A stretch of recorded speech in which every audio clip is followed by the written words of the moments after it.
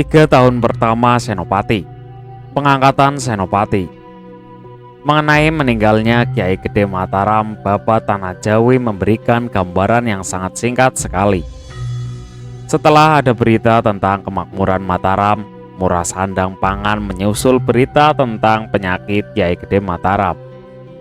Ia menyerahkan pemeliharaan atas keturunannya kepada Ki Juru Martani yang harus dipatuhi oleh anak-anaknya. Putranya Ngabehi Loring Pasar akan menjadi penggantinya. Jenazahnya dikuburkan di sebelah barat masjid.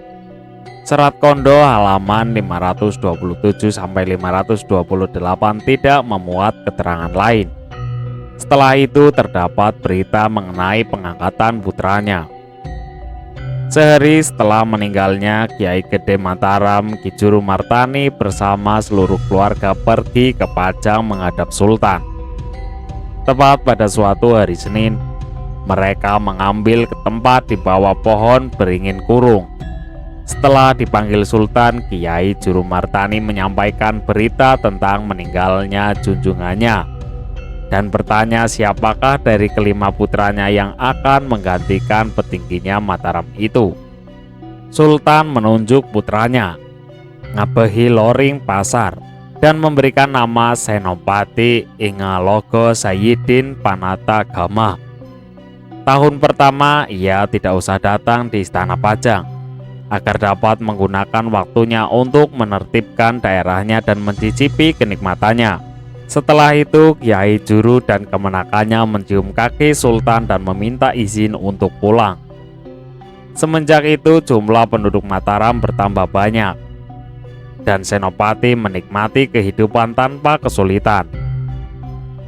Dalam hal ini Serat Kondo memuat sedikit saja perbedaan yang terpenting diantaranya ialah bahwa bukan hanya kepala negara Mataram yang mendapat nama baru, tetapi juga pamannya mendapat nama Adipati Mandaraka. Mengenai pengangkatan itu Sultan memberikan sebuah piagam seperti kepada ayahnya, sedangkan Tumenggung Mayang dan seorang pejabat tinggi lainnya akan melantik Ngabehi Senopati. Jadi segala sesuatu berjalan biasa saja dan teratur. Senopati diangkat oleh Sultan Pajang dalam suasana damai sebagaimana mestinya.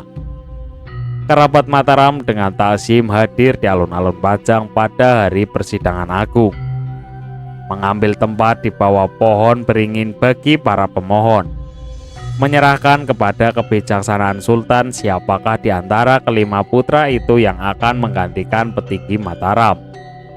Sebagai imbalan Senopati memperoleh gelar jauh lebih mentereng daripada gelar yang pernah dipegang sebelumnya, dan ternyata tidak berdasarkan sejarah. Piagam dan panitia pelantikan hanya dapat dalam Serat Kondo. Kewajiban menghadap setiap tahun ke istana dianggap penting sekali oleh raja-raja yang kemudian dan menjadi pengukur kesetiaan bawahannya. Senopati tak kunjung datang. Marilah kita baca apa yang dikisahkan Bapak Tanah Jawi mengenai tindakan pertama Senopati. Selama tahun pertama sebagai kepala negeri Mataram, ia tidak diwajibkan menghadap ke Pajang. Tetapi kelonggaran itu disalahgunakan. Ia menyuruh rakyat Mataram membuat batu bata guna mendirikan tembok benteng. Pada tahun berikutnya ia pun tidak menghadap ke Pajang. Pamannya yang memperingatkan dan memarahinya hanya dijawab dengan alasan sekadarnya. Sultan Pajang yang dalam kemegahan dan kegemilangan mendengar hal itu, lalu menyuruh dua orang sahabatnya dari masa kecil, Ngabehi Wuragil dan Ngabehi Wilamarta, menemui Senopati. Senopati tidak merasa wajib menerima mereka di rumah. Utusan Pajang itu diterimanya selagi ia berbesiar naik kuda di Lipura, di sebelah selatan kota. Ia bahkan tidak turun dari kudanya, meskipun kedua utusan Pajang itu telah turun. Dengan sopan utusan itu menyampaikan perintah dari Sultan Pajang, yaitu: pertama, Senopati tidak boleh begitu sering mengadakan jamuan. Yang kedua, harus mencukur rambutnya. Yang ketiga, harus melapor diri ke Pajang. Jawaban tokoh Mataram itu diberikan dengan nada tinggi hati. Pertama, makan dan minum tidak dapat ditinggalkannya, karena nafsu untuk itu masih ada. Kedua, rambut di kepala tidak perlu dicukur, karena akan tumbuh lagi. Yang ketiga, ia baru akan menghadap ke Pajang apabila Sultan tidak lagi mengawini dua wanita kakak beradik, dan tidak lagi merebut istri dan anak perempuan para bawahannya. Para utusan itu menganggap jawaban tersebut itu sangatlah gila, sehingga tidak berani menyampaikan kepada raja, lalu mengarang jawaban lain. Senopati dikatakan menjawab, segala perintah akan dilaksanakan, dan menasihati mereka agar pulang saja, karena putra Sri Baginda tidak lama lagi akan menyusul. Setelah itu Sultan yang baik hati itu berdiam diri. Serat Kondo halaman 532-535 memperlihatkan perbedaan penting. Kedua utusan itu ialah Tumenggung Wiramerta dan Tumenggung Mertanegara. Tidak disebutkan pembangunan tembok benteng. Juga tidak disebutkan sikap Senopati yang sombong duduk di atas kuda, sedangkan para utusan turun dari kuda mereka. Peringatan yang disampaikan hanyalah mengenai cara hidup Senopati yang suka berfoya-foya dan memberi jamuan kepada banyak tamu. Jawabannya tidak kurang sombong daripada yang tersebut di dalam Babat Tanah Jawi. Ia akan memenuhi permintaan itu, asalkan tahta tidak terisi dan putra raja dianggap tidak patut mengisinya. Kemudian dialah yang boleh naik tahta. Pada suatu kesempatan nanti, ia akan menghadap ke Pajang. Di sini pun jawaban itu dilunakkan untuk disampaikan kepada Sultan. Memberikan jamuannya kepada banyak tamu berjalan terus sebagaimana biasa. Keberatan pertama dalam Babat Tanah Jawi dan satu-satunya dalam Serat Kondo ialah penyelenggaraan penjamuan. Yang dimaksudkan dalam hal ini niscaya perjamuan politik yang digunakan Senopati untuk memikat para tamu dengan jalan memberi hiburan dan kegembiraan. Keberatan yang kedua dalam Babat Tanah Jawi ialah tingkah lakunya yang buruk sebagai muslim. Ia harus memperbaiki hidup keagamanya, yang dengan jelas harus ditandai dengan mencukur rambut di kepalanya. Keberatan yang ketiga dalam Babat Tanah Jawi ialah mengenai alasan utama bagi kedatangan para utusan Pajang. Karena Senopati tidak menghadiri upacara sembah tiap tahunnya, pasti merupakan kesalahan yang besar sekali. Jawaban Senopati yang sombong dalam Babat Tanah Jawi berkaitan dengan sikap Sultan yang terlalu suka akan wanita, dan sudah disinggung pula sebelumnya. Anehnya pada kesempatan ini tidak dinyatakan keberatan terhadap pembuatan batu bata seperti yang disebut dalam Babat Tanah Jawi. Tidak ada pula dalam Serat Kanda. Dengan demikian hal itu mungkin memang tidak ada pada asalnya. Pangkat para utusan itu bukan pangkat yang tertinggi. Dalam Babat Tanah Jawi disebutkan Ngabehi. Dalam Serat Kondo disebutkan Tumenggung, yang kemudian akan menjadi lebih tinggi lagi. Jawaban Senopati yang kasar dalam Babat Tanah Jawi itu juga memuat tuduhan alasan terhadap Sultan Pajang. Dalam Serat Kondo mengungkapkan ambisi Senopati yang amat tinggi, menjadi seorang raja. Tetapi apapun perbedaannya, jawaban Senopati tidak patut disampaikan kepada Sultan sehingga diperhalus. Senopati mendapat pengikut. Babat Tanah Jawi melanjutkan kisah dengan bagian yang sangat menyimpang. Setelah kedua utusan Pajang itu pergi, Senopati harus mendengarkan peringatan dan nasihat panjang lebar dari pamannya yang bijaksana, Ki Juru Martani, yang mempersalahkan sikapnya yang keras kepala. Terutama ditunjukkan olehnya 3 macam kesalahan Senopati terhadap Sultan, yaitu sebagai gusti, ayah, dan guru. Melawan Sultan dapat disebut sebagai bersifat pengecut lebih daripada satria. Peringatan ini amat berkesan. Maka Senopati pun meminta nasihat pamannya dengan cara bagaimana ia dapat mencapai cita-citanya. memperoleh kekuasaan atas tanah Jawa juga bagi keturunannya. Ki Juru Martani menasihatinya supaya memohon kepada Allah agar tetap dicintai oleh Raja Pajang dan memperoleh restu sebagai penggantinya. Setelah itu siang dan malam Senopati berdoa kepada Allah. Serat Kanda halaman 537 sampai dengan 538 menunjukkan kecenderungan perdamaian yang agak lemah antara Senopati dan Sultan. Babat Tanah Jawi menghindari hal-hal yang mengguncangkan dan berusaha membuat Senopati tidak begitu revolusioner seperti kenyataannya. Sulitlah membayangkan perbedaan antara doa Senopati kepada Allah dan tapanya. Mungkin doa ini lebih mudah digambarkan sebagai konsentrasi pikiran dengan tujuan tertentu, yang dalam hal ini ialah tercapainya kekuasaan tertinggi.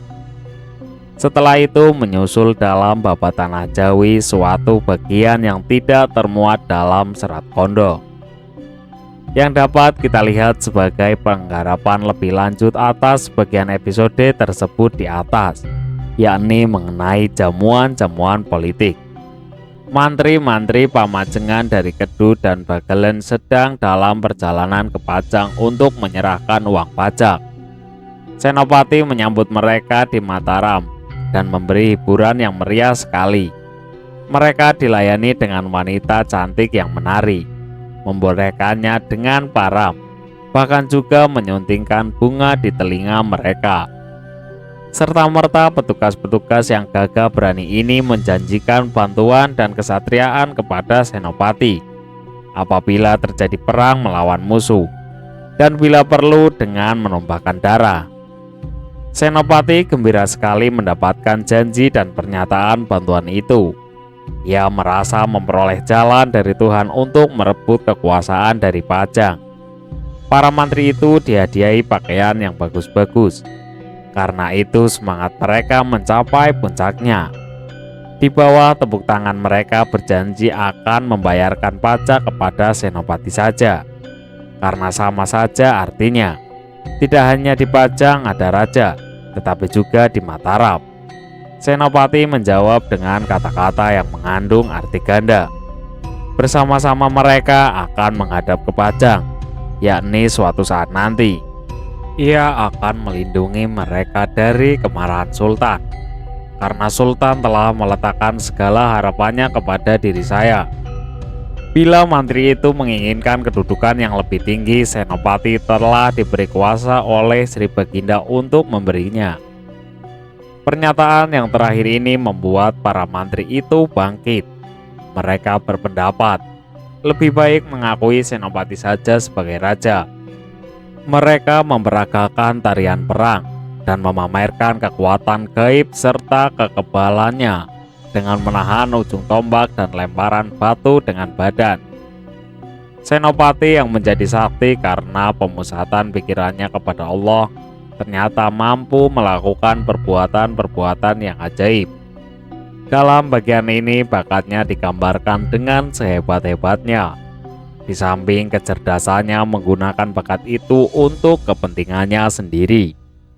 Sementara itu telah menjadikan kenyataan bahwa pihak Mataram lama-kelamaan dapat menupuk hubungan persahabatan yang sangat baik dengan rakyat Kedu dan Bagelen. Mancanegara di sebelah barat ini tidak pernah menimbulkan kesulitan seperti yang terjadi di Jawa Timur. Tetapi suatu peristiwa tiba-tiba terjadi dan mengganggu suasana yang rukun itu. Di antara mantri-mantri yang bersemangat tinggi itu ada seorang yang tetap dingin, Ki Bocor. Ia tidak mau mengakui Senopati sebagai atasannya, dan bahkan dia ingin menguji kekebalan Senopati dengan kerisnya, kebudengan yang luar biasa tajamnya. Tetapi Senopati mengetahui rencana Ki Bocor. Ketika sedang duduk di meja pada tengah malam, dengan tenang ia membiarkan dirinya ditusuk dari belakang oleh Ki Bocor, sampai si penusuk kehabisan tenaga dan jatuh terkulai di atas tanah. Setelah menoleh ke belakang, Senopati mengampuninya. keris itu tertancap di tanah ketika Ki Bocor pergi. Episode terakhir ini dibicarakan oleh Dr. Piget sebagai berikut.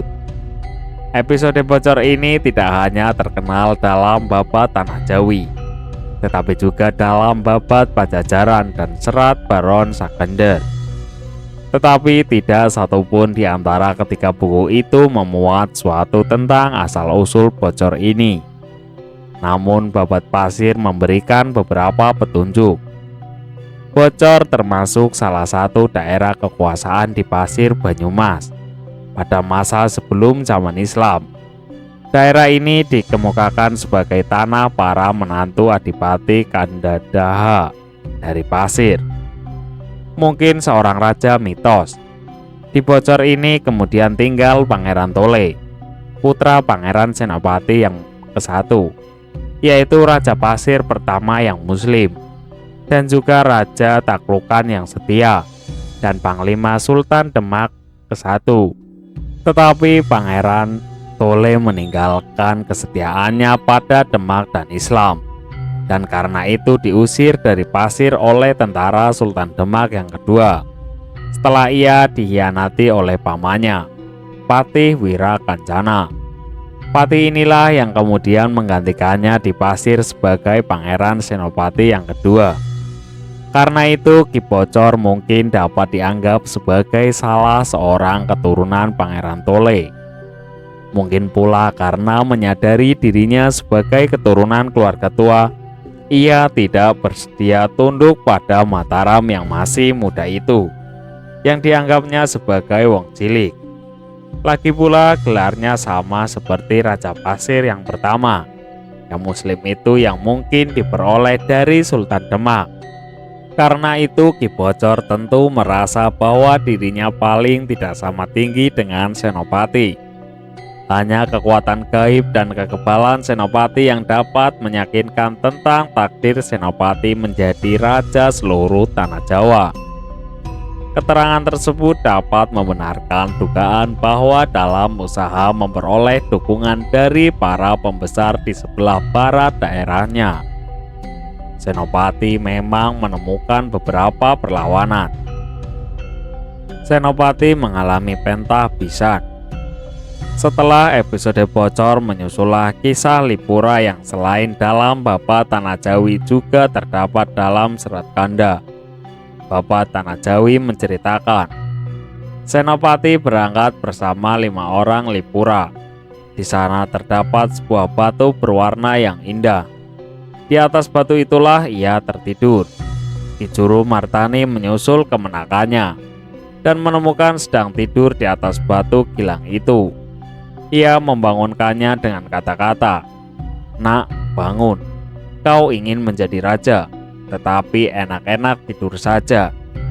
Tatkala itu sebuah bintang jatuh dari langit, sebesar kelapa berkilauan bagai bulan. Senopati terbangun dan berbicara kepada bintang itu. Dalam jawabannya bintang tersebut meramalkan terkabulnya doa Senopati. Bahkan cicitnya masih juga akan menjadi Raja Mataram. Tetapi ketika itu kerajaannya akan menjadi musnah dan disertai banyak gejala alam. Karena ramalan ini Senopati menumbuhkan gagasan yang berani, yang menimbulkan gusar pamannya. Sesudah itu mereka memutuskan akan memohon kepada Allah, "Mari kita membagi pekerjaan. Kau pergi ke Laut Kidul, dan aku akan mendaki Gunung Merapi, dan kita berdua akan mencoba memahami kehendak Allah SWT." Serat Kondo memperlihatkan perbedaan yang tidak berarti. Di Lipura dapat tempat peristirahatan Senopati. Di atas kepala kemenakannya Ki Juru Martani melihat cahaya sebesar buah kelapa yang segera menghilang kembali. Setelah itu Senopati menceritakan impiannya, melihat sebuah bintang turun lalu tangannya menggenggam kerajaan Jawa bagai segumpal tanah. Gejala-gejala ini menimbulkan tanggapan-tanggapan yang berbeda. Sang paman berkata bahwa bagaimanapun juga impian itu tidak ada artinya. Gejala semacam itu dikarenakan bagi seorang yang menghadapi masa depan yang cemerlang. Pada Cakatingkir, sebuah bulan jatuh di atas dirinya. Sedangkan pada Sunan Mangkurat dikatakan ada 7 buah bulan yang masuk ke dalam dadanya. Adapun mengenai Lipura, sudah disebut lebih dulu dan kemudian digunakan sebagai tempat pembuangan Mangkurat II.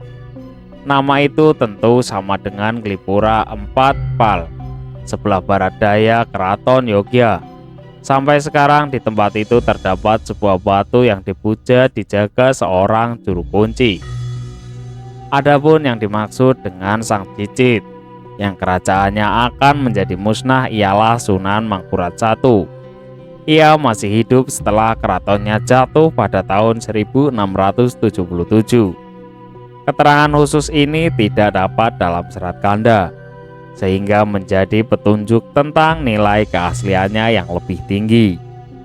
Bagi kami terasa aneh bahwa penyembahan terhadap Allah dilakukan dalam bentuk-bentuk duniawi, berupa pemujaan terhadap gunung dan laut, yang rupanya memang merupakan kebiasaan dari zaman purbakala di Jawa Tengah bagian selatan. Bapak Tanah Jawi seperti yang lebih sering terjadi, menggarap kejadian dengan lebih panjang lebar daripada Serat Kanda. Hal ini kita juga pada episode berikutnya, kunjungan Senopati kepada Nyai Loro Kidul. Sementara Kiai Juru pergi ke Gunung Merapi, Senopati berjalan ke arah timur dan membiarkan dirinya terbawa arus Kali Opak. Di muara ia berjumpa dengan ikan olor Tunggul Wulung yang pernah berutang budi, kemudian menawarkan punggungnya sebagai tempat duduk. Senopati berterima kasih, naik ke darat dan sambil berdiri berdoa kepada Allah. Akibatnya badai meniup dahsyat yang mencabut pohon-pohon beserta akarnya, melemparkan ikan-ikan ke darat, sedangkan air menjadi sangat panas, seolah-olah mendidih. Gejala-gejala alam ini menarik perhatian Roro Kidul. Ia muncul dari laut dan melihat Senopati masih berdoa kepada Allah. Apa yang menjadi idam-idaman Senopati diketahui oleh Ratu Kidul. Ia mendekati Senopati, memberikan sembah dan meramalkan masa depannya yang gemilang. Semua makhluk halus di tanah Jawa akan mematuhinya. Senopati selesai berdoa dan alam pun kembali tenang. Ikan-ikan yang mati pun hidup kembali. Setelah itu Senopati bersama Ratu Kidul masuk ke dalam istana bawah laut. Di sana mereka berkasih-kasih selama 3 hari 3 malam. Ia mendapat pelajaran dalam ilmu pemerintahan, dan khususnya cara memanggil makhluk-makhluk halus. Serat Kanda dalam hal ini sedikit lebih sederhana. Cerita tentang ikan tidak ada. Nama istana Ratu sama dengan Gua Langse yang sampai saat ini masih terkenal karena Sunan suka berkunjung ke sana. Dalam kedua kisah itu kita lihat dengan jelas keajaiban besar yang dapat dilakukan Senopati sebagai hasil pertapaannya, turun ke dalam laut. Apa yang dialami Kiai Juru Martani di atas Gunung Merapi tidak diberitahukan kepada kita. Setelah itu menyusul pembangunan tembok pagar bumi. Maka kembalilah Senopati dari istana Ratu Kidul dengan berjalan di atas permukaan air. Di Parangtritis dijumpainya Sunan Kalijaga sedang duduk di bawah batu karang, tenggelam dalam renungan rohani. Senopati segera mendapat peringatan dari Sunan itu agar tidak terlalu mengandalkan kesaktiannya, mempunyai sikap tinggi hati dan sebagainya. Mari kita pergi ke Mataram. Aku ingin melihat rumahmu, kata Sunan Kalijaga. Di Mataram, tokoh keramat itu melihat rumah Senopati masih belum berpagar tembok, yang dipandangnya sebagai pernyataan sikap takabur. Karenanya ia harus membangun pagar tembok berkeliling atau pagar bumi. Setiap musim kemarau, rakyat Mataram diharuskan membakar batu bata. Tatkala batu bata itu sudah cukup banyak jumlahnya, ia dapat membangun sebuah kota dengan penduduknya yang berbagai-bagai. Dengan menuangkan air sedikit demi sedikit dari sebuah batok kelapa sambil membaca doa, tokoh keramat itu menandai tempat-tempat untuk mendirikan pagar bumi. Setelah berpamitan, berangkatlah tokoh keramat itu melanjutkan perjalanan. Serat Kondo memperlihatkan perbedaan penting. Bukan Sunan Kalijaga yang muncul, melainkan putranya yang sudah disebut terlebih dahulu, yaitu Sunan Adi. Sunan Kalijaga menurut Serat Kondo tidak pernah pergi ke sebelah selatan Gunung Kendeng. Selain itu ada sebuah penyisipan. Cara Senopati memperoleh punakawan juru taman yang berkulit putih, seorang bangsa Eropa. Kami akan kembali pada hal itu. Selebihnya kelihatan jauh lebih sederhana, khususnya mengenai nasihat tokoh keramat itu. Adapun mengenai pembangunan tembok para pengunjung pada abad ke-17, antara lain Ridgecroft van Guns, memperlihatkan tembok-tembok yang sudah sangat tua di Mataram. Penelitian purbakala dalam hal ini pasti akan memperoleh hasil-hasil penting. Tetapi kegiatan ini belum dilakukan, bahwa Senopati dapat memerintahkan rakyatnya pada musim kemarau supaya membuat batu bata, membuktikan kekuasaannya yang cukup besar. Sudah tentu pembangunan tembok di bagian selatan Pulau Jawa pada zaman itu merupakan sebuah sesuatu yang agak baru. Tidak mengherankan jika tokoh keramat dari utara itu dengan air yang berisikan mantra harus memberi patokan untuk pembangunan tembok. Banyak kota di daerah pesisir mempunyai tembok-tembok dan menara-menara yang tidak dapat di kota-kota pedalaman. Perutusan Pajang yang kedua. Setelah pembangunan tembok ini menyusul kisah babat Tanah Jawi tentang perutusan Pajang yang kedua, yang berjalan tidak begitu lancar seperti yang pertama. Desas-desus tentang sikap Senopati yang angkuh itu sampai juga di Pajang. Pada suatu hari sidang agung di Istana Sultan memerintahkan putranya Pangeran Benowo, menantunya yaitu Adipati Tuban, dan Patih Tumenggung Monconegoro berangkat ke Mataram untuk meminta penjelasan. Seorang mantri pangalasan yang bersahabat dengan Senopati lebih dahulu memberitahukan hal itu ke Mataram, sehingga Senopati dapat mempersiapkan penerimaan yang baik. Di Randu Lawang, Senopati menyongsong kakaknya. Ia turun dari kudanya dan mereka saling merangkul sambil menangis. Senopati menjawab pertanyaan Benowo tentang perilakunya dengan cara mengelak. Setelah makan bersama, perjalanan dilanjutkan ke Mataram dengan naik gajah. Juga di rumah Senopati penyambutan berlangsung dengan meriah. Gamelan Galaganjur ditabuh. Rakyat biasa diberi makanan dan minuman. Benowo pun yakin bahwa Senopati tidak bersalah. Adipati Tuban yang sampai saat itu membisu menyuruh prajurit-prajuritnya melakukan tari perang. Juga putra Senopati yang bengal itu, Raden Rangga, turut menari. Tombak dan perisainya dipikul oleh 4 orang. Meski senjatanya begitu berat, Raden Rangga sanggup melempar-lemparkan ke udara, yang membuat Adipati Tuban takjub. Adipati ini menyuruh para bawahannya yang menyerang Raden Rangga untuk menguji kekebalan, tetapi mereka tidak berhasil melukainya. Raden Rangga membalas dengan kepalan tangan saja. Dihancurkan kepala seorang prajurit Tuban, sehingga menimbulkan keributan. Pangeran Benowo dan Adipati Tuban segera pergi tanpa pamit. Di Pajang mereka menyampaikan keterangan yang kontradiktif. Sultan menganggap kedua keterangan itu sama-sama benar.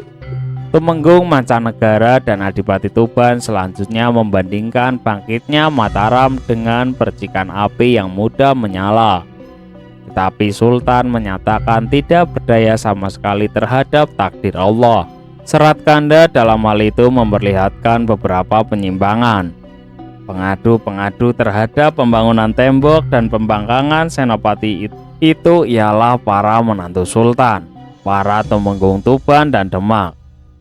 Senopati sudah 3 tahun tidak pernah menghadap ke Pajang pun, tidak pernah menyerahkan upeti yang diwajibkan.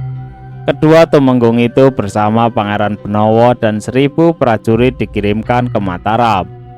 Dari Prambanan mereka mengirimkan surat amarah.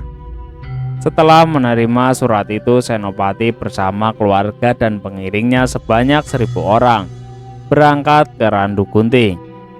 Di sana sudah dipersiapkan rumah-rumah yang diperlukan. Sambutan terhadapnya dilukiskan sama dengan seperti yang terdapat dalam Babat Tanah Jawi. Bedanya kedua iring-iringan berjalan dalam 2 deretan, masing-masing di belakang gustinya. Pembicaraan dengan Benowo diadakan di atas punggung gajah. Di Mataram diadakan pesta selama 3 hari yang diramaikan dengan tarian perang oleh 2 orang Tuban. Raden Rangga yang berusia 17 tahun itu ikut pula menari, yang membawa akibat tewasnya 2 orang Tuban itu. Perisai dilemparkan Raden Rangga ke udara, hampir saja mengenai Adipati Tuban, sehingga amat mengejutkannya dan membuatnya pergi tanpa pamit. Sultan Pajang menerima 2 macam laporan, tetapi pernyataan Sultan yang bernada pasrah itu tidak dapat dalam serat tanda ini. Jadi perbedaannya tidak besar. Di dalam serat kanda tidak dapat tumenggung mancanegara sebagai pati, tetapi tumenggung Demak seorang keturunan dinasti lama. Bagaimanapun derajatnya lebih tinggi dan kiranya bukan tanpa arti. Mereka itu berasal dari daerah pesisir di sebelah utara pegunungan. Baik tumenggung Demak maupun tumenggung Tuban suatu saat nanti akan mengadu kekuatan dengan Senopati. Apakah penugasan terhadap mereka sebagai utusan ke Mataram itu berarti adanya pengaruh daerah-daerah pesisir yang sangat besar atas Pajang, yang diberi angin oleh seorang raja yang sudah tua dan kehilangan gigi? Dengan jenaka dilukiskan bagaimana pertemuan gawat yang semula berjalan baik, tetapi karena ulah Raden Rangga putra Senopati yang nakal itu kemudian berakhir dengan bentrokan. Gamelan Galaganjur saya cari dengan sia-sia dalam Ton Kunz mengenai tewasnya Raden Rangga.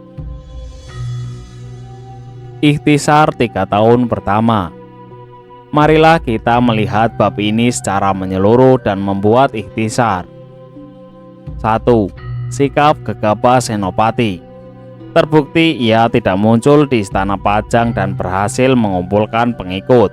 Kedua, bantah bisanya di Lipura dan pertemuan dengan Roro Kidul. Yang ketiga, tindakan yang melunakkan oleh pamannya Kiai Juru Martani dan Sunan Kalijaga. Yang keempat, kedua perutusan Pajang dan perpecahannya dengan Sultan. Pada umumnya fakta-fakta ini tidak dapat diperiksa kebenarannya dengan keterangan dari sumber-sumber lain, tetapi sejalan dengan alur ceritanya. Tetapi yang sangat mencolok terutama dalam Babat Tanah Jawi adalah bahwa usaha tokoh-tokoh yang ingin melunakkan Senopati menjadi jauh lebih luas dan penting artinya dibandingkan dengan perhatian bagi perbuatan Senopati yang sebagian dilakukan secara gegabah dan sebagian tanpa mengindahkan moral.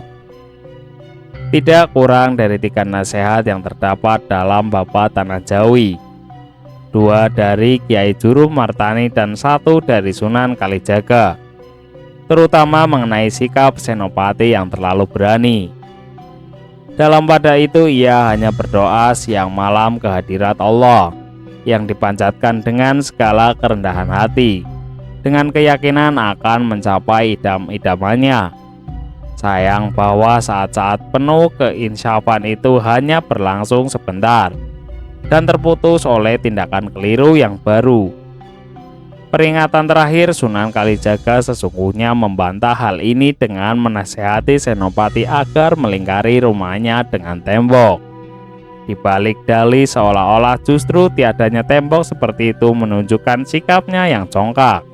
Tidak bisa lain, nasihat dan peringatan ini kemudian hari bertambah luas sekali.